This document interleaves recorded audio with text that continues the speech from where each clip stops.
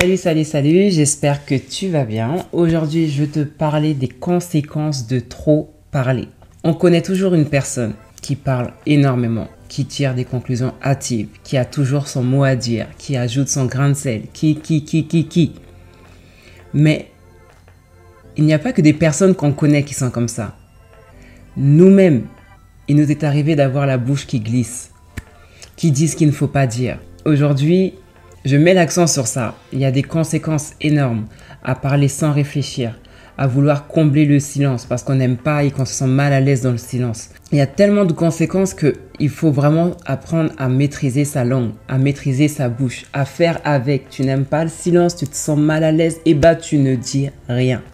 Parce que tu sais, quand tu parles sans réfléchir, quand on parle sans réfléchir, moi comprise dedans, on va blesser les gens, on va dévoiler des secrets, que ce soit les nôtres ou ceux d'autrui.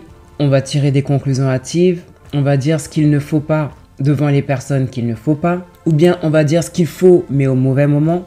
Être rapide à parler, c'est très dangereux parce que à travers ce qui sort de ta bouche, tu révèles ton niveau soit de sagesse, soit de bêtise.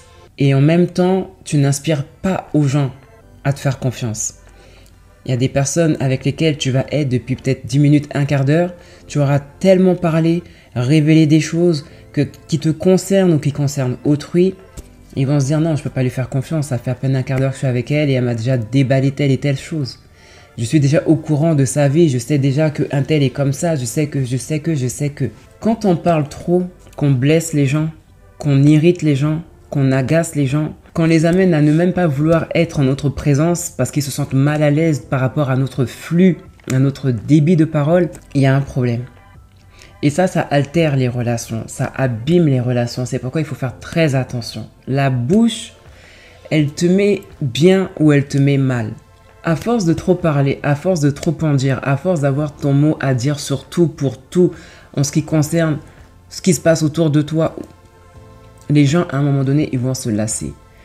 Limite, je te mets dans une situation où, par exemple, vous êtes en train de parler, vous êtes à 3, et il y a l'autre personne qui arrive, celle qui parle beaucoup.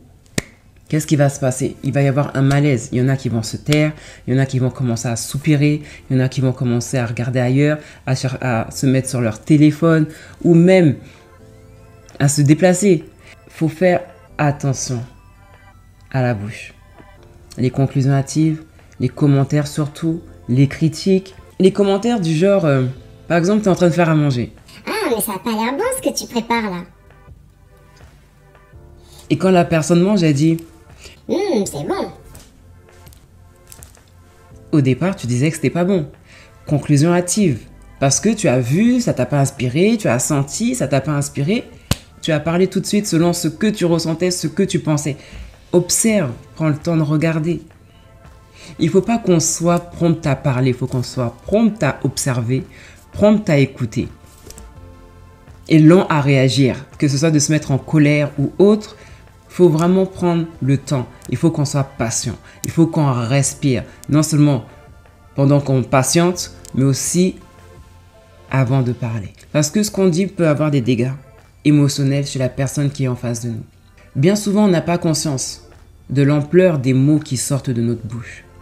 On ne se rend pas compte que ce qui nous paraît insignifiant peut avoir une grande signification pour la personne qui écoute. Nos mots sont soit des portes, soit des murs. Soit ça blesse, soit ça guérit. Il faut faire très attention à l'usage qu'on fait de notre bouche. C'est vrai, c'est agréable de parler, de blablabla, de dire ce qu'on a à dire. Mais il faut faire attention à ce qu'on dit. Comment on le dit, à qui on le dit et à quel moment on le dit. On ne se rend pas compte de l'importance de la gestion du temps des propos qu'on est amené à dire à une personne. La personne peut être dans un état émotionnel qu'on ne connaît pas et nos mots vont venir l'achever émotionnellement. Il faut être très prudent par rapport à ça. La personne peut déjà être irritée et nos mots vont exacerber sa colère, vont augmenter sa colère, son agacement, son irritation, sa frustration, sa contrariété. Il faut qu'on sache observer les gens des fois avant de parler. Souvent on parle comme ça parce qu'on ne regarde pas les gens. On ne regarde pas les gens. On vient, on parle parce qu'on a envie de parler, parce qu'on a envie de dire, parce qu'on pense à quelque chose et on le dit tout de suite. Ah non, il faut que tu pèses, il faut qu'on pèse nos mots, il faut qu'on pèse et qu'on mesure l'ampleur de ce qu'on va dire et aussi qu'on prenne en considération le but de ce qu'on va dire. Quel est le but de ce que je vais dire? Quel effet je voudrais que ça ait? Voilà. Et aussi, il y a une chose à laquelle il faut faire attention, c'est l'état émotionnel dans lequel nous nous trouvons nous-mêmes avant de dire les choses aux gens. Si quelqu'un vient te voir pour te demander un conseil, essaye d'évaluer, d'analyser dans quel état émotionnel tu te trouves. Tu peux être amené à répondre, mais en fonction de ton état émotionnel.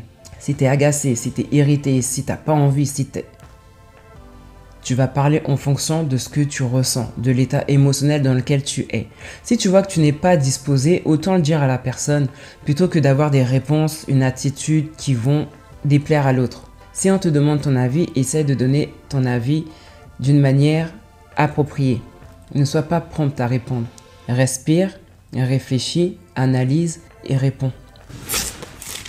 Alors, Proverbe 10-19 nous dit « Celui qui parle beaucoup ne manque pas de péché, mais celui qui retient ses lèvres est un homme prudent. » Proverbe 12-18 nous dit « Tel qui parle légèrement blesse comme un glaive, mais la langue des sages apporte la guérison. » Proverbe 13-3 nous dit « Celui qui veille sur sa bouche garde son âme, celui qui ouvre de grandes lèvres court à sa perte. » Proverbe 15-28 nous dit que le juste médite pour répondre, mais la bouche des méchants répand des méchancetés. Proverbe 15-23 nous dit « On éprouve de la joie à donner une réponse de sa bouche, et combien est agréable une parole dite à propos. » À propos. Proverbe 21-23 nous dit « Celui qui veille sur sa bouche et sur sa langue préserve son âme des angoisses. » Proverbe 30-32 nous dit « Si l'orgueil te pousse à des actes de folie et si tu as de mauvaises pensées, mets la main sur la bouche. » Ecclésiaste 3-7. Il y a un temps pour parler, il y a un temps pour se taire. La première partie de Ecclésiaste 10-14 nous dit que l'homme insensé multiplie les paroles. Job 13 au verset 5 nous dit « Que n'avez-vous gardé le silence, vous auriez passé pour avoir de la sagesse. » Et ça me rappelle un proverbe qui dit que même l'insensé, quand il garde la bouche fermée, il paraît pour sage. Donc ce passage-là correspond aussi à ce proverbe qui dit que celui qui se tait, en fait, celui qui sait se taire, passe pour sage. Même s'il ne l'est pas, mais le fait de se taire lui fait penser aux gens qu'il est sage. Donc en fait, se taire, c'est avoir une posture de sagesse. Donc voilà ce que j'avais envie de nous dire sur la bouche, sur les conséquences de parler sans réfléchir, de manière hâtive, etc. N'aie pas la réputation d'être une personne qui parle trop, qu'on ne supporte pas, dans les propos insupporte, dans les mots insupporte, etc. La sagesse veut qu'on puisse se taire. Comme l'a dit l'Ecclésiaste, il y a un temps pour parler et il y a un temps pour se taire. Faisons usage du silence, faisons usage de cette sagesse, parce que plus on va parler et plus on va se créer des problèmes, surtout si on ne mesure pas l'ampleur de ce qu'on dit et surtout si on ne fait pas attention aux personnes devant lesquelles on dit certaines choses. Sur ce, bon courage.